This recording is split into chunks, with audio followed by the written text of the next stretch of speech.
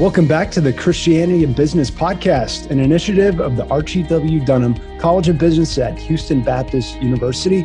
I'm your host, Darren Shearer, and this is the show that helps Christian business leaders to integrate biblical values into business.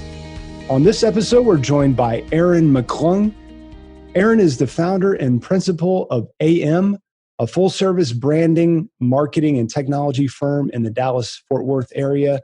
For over 2 decades, AM has served businesses and nonprofits of all sizes, including Carrier Corporation, AT&T, Sonic Restaurants, Phillips 66, the North American Mission Board.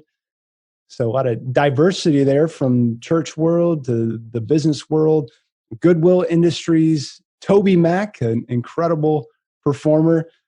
Kaiser Musical Instruments. As a guitar player, I was excited to see anyone who is familiar with what a capo is, knows that Kaiser is they're the ultimate when it comes to capos, as far as I know. Passion Conferences, NFL Hall of Famer Ray Lewis, and hundreds more.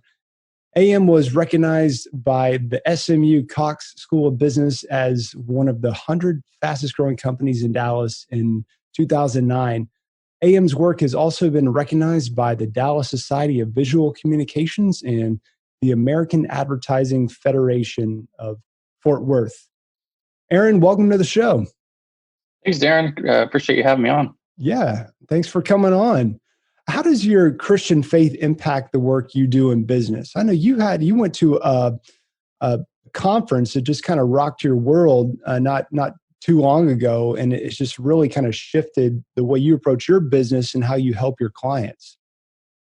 Yeah, so the agency has been around. AM's been around for 21 years now, and so for the first 18 years of that, roughly, I was running things the same way and just trying to show up and do a great job for our clients, and God completely blessed that and took care of us.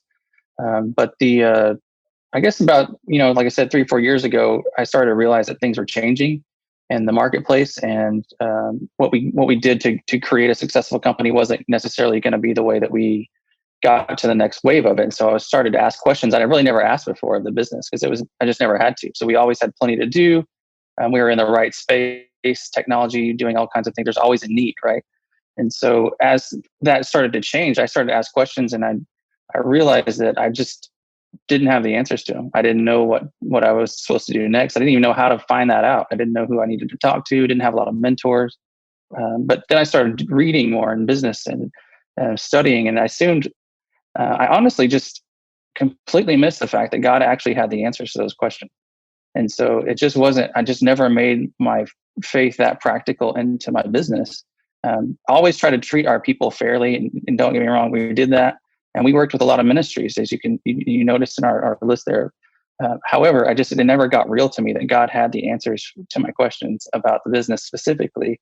And so I got involved with a business leaders group through my church, and their content, their events, and started learning and understanding that God wanted to speak to me. He had vision for me, for my life, that I hadn't really tapped into yet.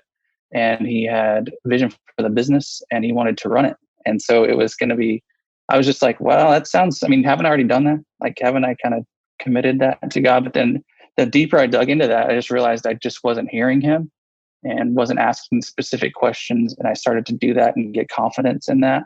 And as that grew and grew and grew, that's where I'm like addicted to it now. I love it. I feel like God's communicating to me. And he's guided me to new things and a new vision that I never even thought possible. And so I look forward to kind of sharing more about that. Yeah. So practically speaking, what was one of those questions, an example of one of those questions you had about a business issue that, you just had not thought about it in the way that once God started to do that revolution in your heart and in your mind and approach to business, you just saw it in a different way? Yeah, great. So the question was really, what's next, right? Like, what does the agency need to do next? Do we need new technology, new services? What is it? And my profile has been more of the operator of the business. Like, I get way into it and I actually help do the work. Some business leaders are like visionaries, and they've got an idea every second. That's just been my on the other side. It's been more of like practical, come in, do the business, let's tweak it, make it better. But coming up with something out of nothing, I never had really, that wasn't really my thing, except for more doing like client work and things like that. But that's the question I started asking God. I go, what do we do next?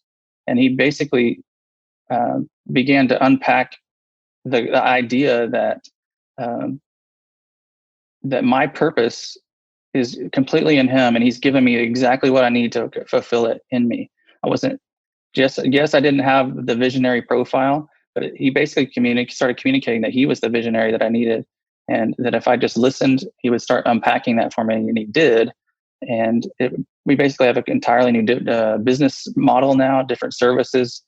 We still do the same core kind of agency type things, but we have a completely different angle on it, to where we're helping businesses and ministries uncover their specific purpose.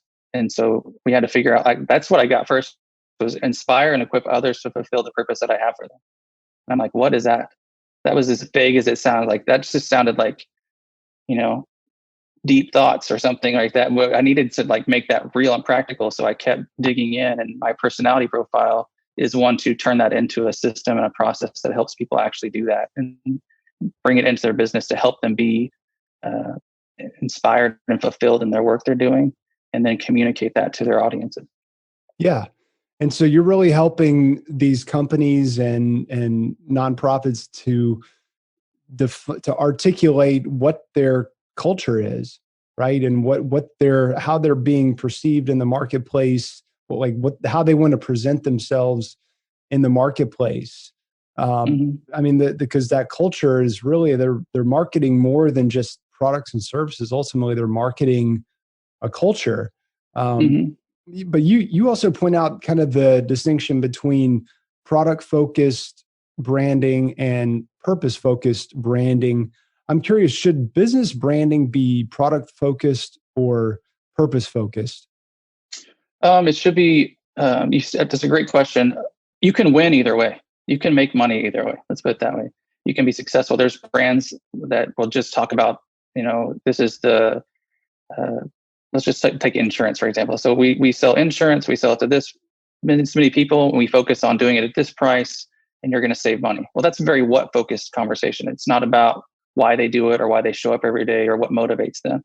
And I'm not asking them to connect with a specific audience or niche or purpose or anything. So take like USAA, right? They're all about serving military families and so all their marketing is about, we understand what it's like to be, you put your life on the line for your country and serve others and to make sacrifices, right?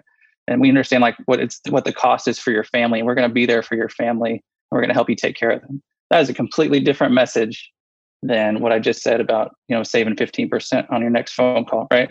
So that same product, completely different message, connecting with a completely different customer in a completely different way.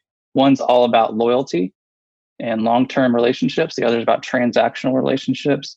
And there's no loyalty with that. It's who's ever going to come back with a 16% discount is going to win, right? So it's completely changing your conversation with your clients and your audiences, or if it's a nonprofit, same place. So it's why do you show up, and can I build a tribe around me of patrons, customers, employees that want to show up and do that with me every day?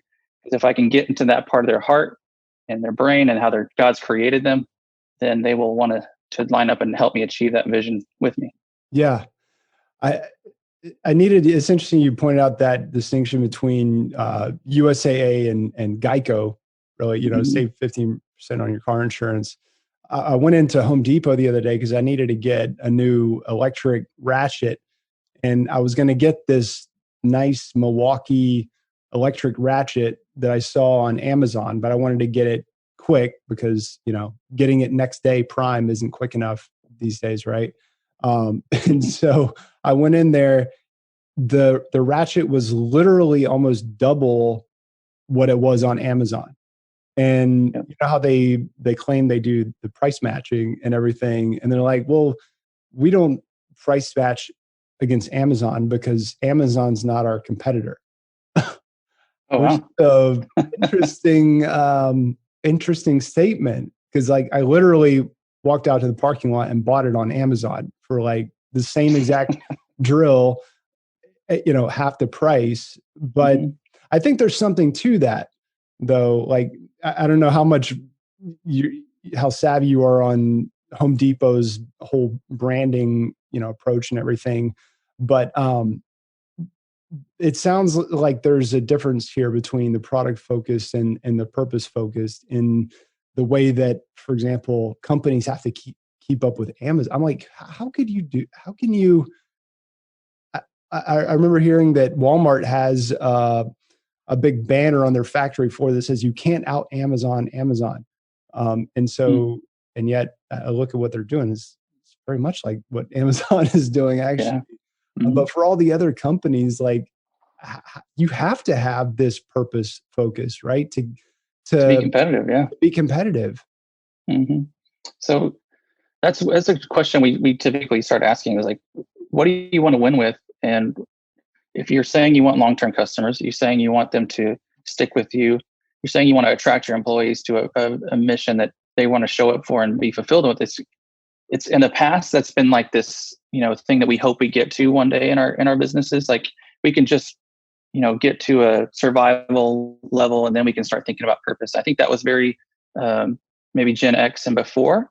And you're hoping that one day you get to the place where you can create a company that's purpose minded and cares about your individual employees. And so that's fine.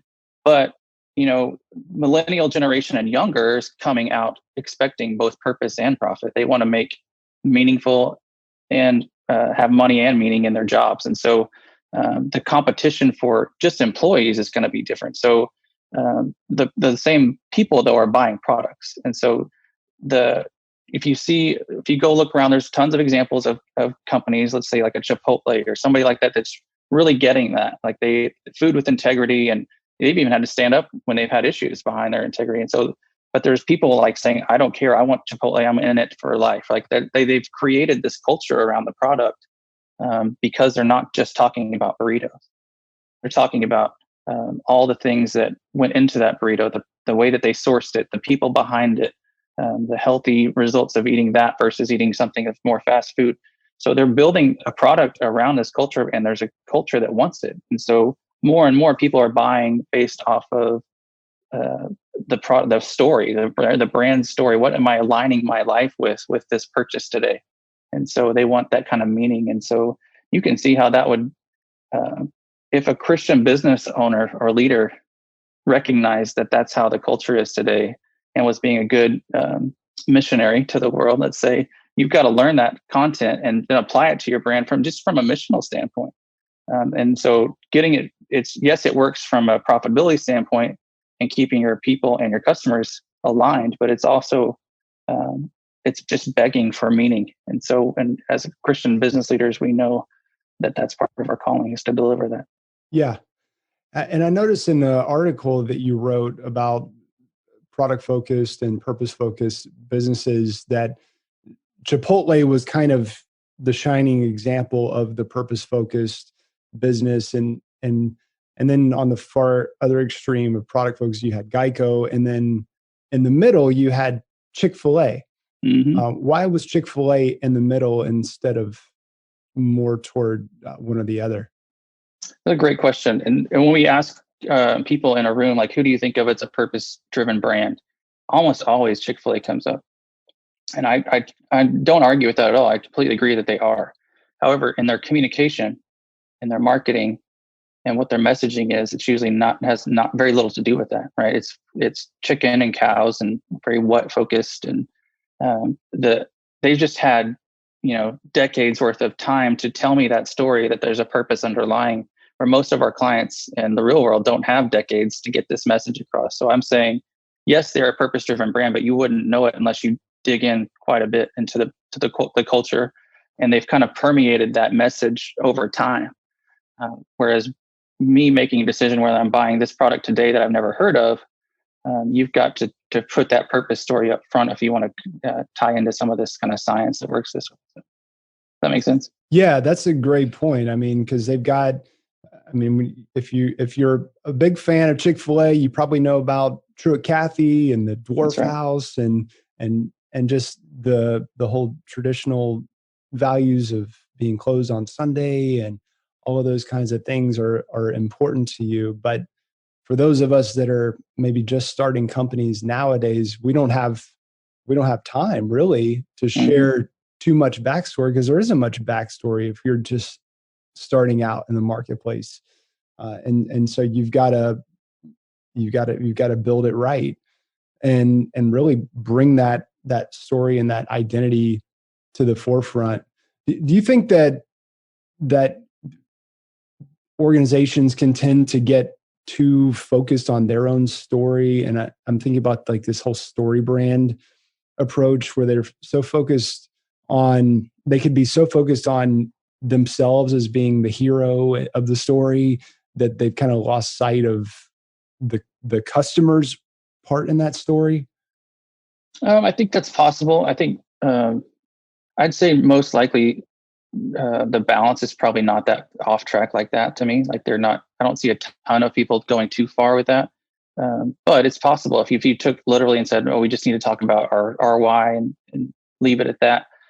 That's not what we're suggesting. We're saying you've got to align yours with theirs. Your why and the customer, the audience, the members, whatever their why you have to create a brand and create a story that's worth investing in, right? And so it's telling both sides of it. Like there's got to be a reason why you started your business, and so the more you understand that, the more we can figure out what's unique about that and what sets you apart from your competitors, or what are the other options. If my dollar goes this way or that way, why should it go with you? And so we want to help you understand why. Let's just take Chipotle. Like, why did you have to have naturally sourced food products? And so what's driving that? Like, what's so great about food with integrity that we've got to understand that, and how it applies to me buying this burrito today. And so, because I've got my own why, and for some reason, that buying that burrito today, or that bowl, is going to make me feel good about myself that I bought it from this brand over that other one. And so bringing them both together, I know it's kind of like surface level on a burrito purchase, but at the end of the day, it's how I feel about myself with the brand. People spend 2 or 3 times the cost of a product like Apple over a Microsoft product. And they do it every day and they don't question it. It's because of how it makes them feel. And so Apple has a why. They don't necessarily go crazy with leading with it these days, but back in the day, it was all about empowering. When Steve Jobs was creating it, it's empowering the individual to challenge the status quo.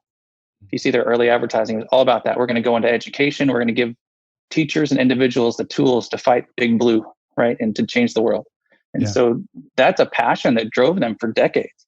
And it basically became a luxury brand on this, latter half when the iPhone came out. And so if you do a heat map on where the most expensive places to live and where the iPhone is most popular, you can see it overlapping. So it started to become a luxury brand.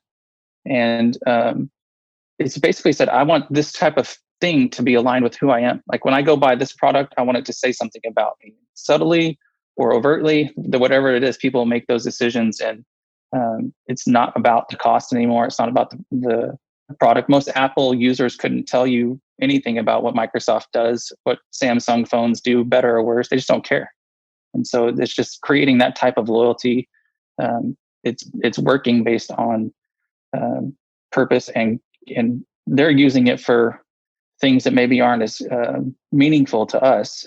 And so I'm suggesting that you can use the same thinking and methodology and apply it to how you bring your faith into your business, possibly. So, yeah.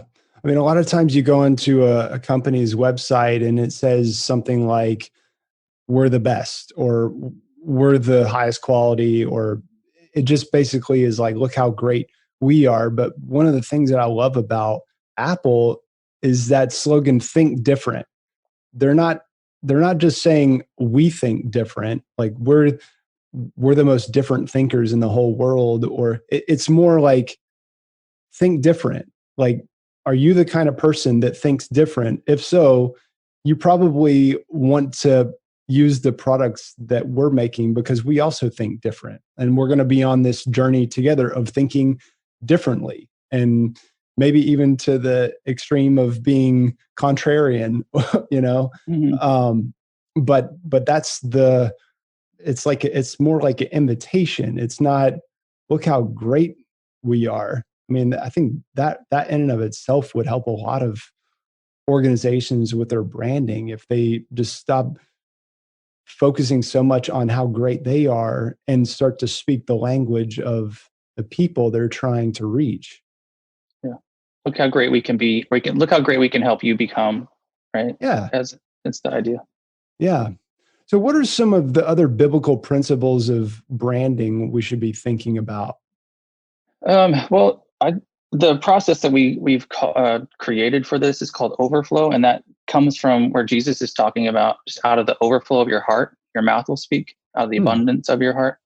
And so the authenticity is what we're looking at there. It's like, can we get a brand to really look at itself and uncover what drove it, uncover what God's put in you, your spiritual gifts, your talents, your abilities.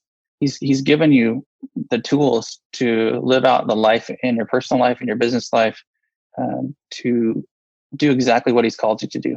And so can we create systems and processes for branding that pulls that out, and says, tell this story out of the overflow of this authentic thing that's in me. This is why this company exists. And that's the kind of stuff that people will connect with. And so just to me, marketing may be like, people have a negative opinion of it sometimes. Like it can get a bad rap if it's not authentic and not accurate. And so just those simple truths of, don't lie, right? It's just like those kind of things, they apply to marketing. And so we're trying to dig in and tell an authentic message. And so it's really important to us that because we believe that if God's put it in there and he's given you vision around it and it's all from him and it's for him, then there is an important message to tell. And so we just got to get in there and figure it out. So what is coming out of the overflow? That's an important one, for sure, about the way that I we love that. approach branding. Yeah, that is powerful. And what are some of the examples of companies, organizations that have kind of gone through that process and are really getting it right in the marketplace? Yeah, so we've worked with quite a few and over the years, and then as we started to do overflow with them, which is our signature process now, it's helped them a lot. So we worked with a lot of small to medium sized businesses through these kind of processes, and a couple that come to mind. So there's one that's as simple as a concrete company here in the Metroplex that you'd think that'd be the last place that you'd think they would have this really amazing branding story. But Colt Concrete is a Dallas-based concrete company that we took through in the process. That the business owner came in and was felt like God was calling him to do something meaningful, because he basically worked at this company out of just a broken life. And so all these awful things happened to him, and just pretty much lost everything, and then worked his way up in this company because his dad had owned this company. And so he went from the crew to the CEO over a series of years, and then felt like God was saying, hey, I want to make this a place of redemption for others too. And so we started unpacking that story and like, how do we tell this story about concrete and this story of redemption? And so we started digging into this story, and basically started to see that message overlapped. Like you're repairing and restoring surfaces and parking lots, and you're also trying to do that for people. And so you can see how we start to find that purpose story in there, and then we start applying it to messaging and branding. And so we came up with this phrase called "paved for good." So that was the conversation, the purpose conversation starter. We said, no matter what conversation you're in with a client or a prospect or whatever, and you're going in there to sell concrete services. Don't get me wrong. So you gotta say this purpose starter piece and see where it goes, right? So the idea is that we're Colt Concrete, where we do worry-free pavement repair, and it's paid for good. And it's not just the good quality that it's going to last, but it's about the people that we're impacting, and starting with you, property manager, whoever the contact is. And so we're starting to we want to help you succeed, and here's how we do that. And then because when we do, then our families succeed, and the people that make an impact, and we start to see lives changed, right? So that's just a simple 10-second story that could go much deeper, or it could go, if the client in the situation says, that's cool, can you just tell me how much the price is? You can still have those kind of pivot points, but it's just introducing purpose. Just like if you're trying to convince them of the gospel, it's like, tell it. What is God doing here? Where do we pivot? What do we need to do? But it's just helping they could really align and connect relationally with someone so easily. And so we try to show the impact that people are having through their businesses, because at the end of the day, purpose is all about how you transform other people. Yeah, That's what God's all about. So, yeah. Do you happen to remember off the top of your head what that company's previous tagline was before you started working with them? They didn't really have one. I'd say it's more Yeah. about just the best pavement company in DFW, those kind of things, like you were saying earlier. And so it's just a lot of generic text and nothing set them apart and nothing to remember, basically. Yeah. And does he feel like now when he goes and he starts talking about the company that he's getting a different reaction? Oh yeah, it's with you working with clients, it's like you never know like what if they're gonna connect with something like that or not. But it definitely happens, and it usually happens over time on the customer side. With the employee side and the recruiting side, it happens immediately, like immediately. And so it's so hard to get people that are good fits for your organization because they're just hitting the apply button on all these job sites. And so we've trained our clients to restate their job listing copy, even to communicate their purpose in it. And when they click and go to the website to find out more, it's just filled with purpose-driven content. And so we're getting clients that are thrilled. People are coming in. It's like vetting them. It's like a polarizing thing. It's either going to be excited about it because people are talking about how we impact lives through this company, and you're going to be wanting to be a part of that because where you're at now doesn't care at all. And you come into an organization when they walk into the interview, they're saying, "Hey, I read this. It's meaningful to me, and I want to be a part of it." Now, people will still come into the company and do interviews, and if they don't mention any of that, you pretty much know may not be a good fit. Like they're not going to want to join this tribe that we're trying to build here. So that's what we see an immediate reaction on. The customer side takes longer. You have to do more impressions, just like in any general marketing, branding kind of effort to build it up. Over time, it starts to represent correctly, though. Yeah. Well, there's such impact and significance in the work you do, and and maybe it's underappreciated by a lot of CEOs and business owners that they don't understand what they're missing by bringing in a professional like yourself to help them think through this. And I've seen it as well. I mean, it will transform a company when they start to rally around just a couple of statements that define, as you said, the overflow, what's really in their heart. They know that it's been there, but they've never really been able to articulate uh, the overflow, to use the term that you're using. What would you say to somebody who's listening that is kind of on the fence about maybe just going all in on bringing it and really thinking through and articulating what their brand needs to be? I would say it's the same thing I would say to myself previous to doing all this. That's why I feel like God gave me this process, because he needed me to walk through it so that I could help other people do it. And I was the last person he would ever reorient their whole business around other people. Honestly, that's what I'm doing. I'm just not the people. I'm not going to light up a room necessarily. If you just stuck me in there, I'd be pretty quiet and just go about my business. But basically, God said, "No, you're here for me. This is my business, and this is my vision for it, and you're the steward of it. And I've put all this in you, and it's there. And all you have to do is just learn about it, learn about yourself, understand your personality profile, understand your spiritual gifts. I've given you the tools that you need. I just need you to submit. I need you to follow me.